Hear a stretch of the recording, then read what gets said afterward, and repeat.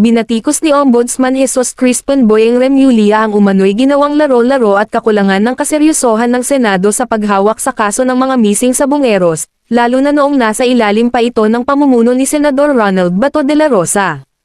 Ayon kay Remulla, napakabigat ng isyong kinakaharap ng bansa dahil buhay ng tao ang nakataya at may malinaw na alegasyon ng sistematikong pagkawala, ngunit aniya, hindi ito tinrato ng Senado na may sapat na lalim, consistency, at urgency. Para sa Ombudsman, mistulang naging palabas lamang ang ilang pagdinig, kung saan mas nangingibabaw ang grandstanding kaysa sa matibay na paghahanap ng katotohanan. Binanggit din niya na ang mga pagdinig ay paulit-ulit na nauwi sa walang malinaw na direksyon at konkretong resulta.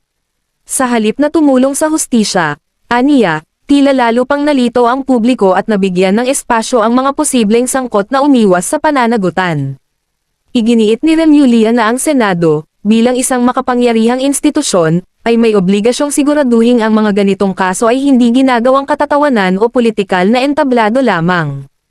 Para sa kanya, ang pamilya ng mga nawawalang sa Bungero ay nararapat sa seryoso, disiplinado, at tapat na paghahanap ng hustisya, hindi sa ingay at drama.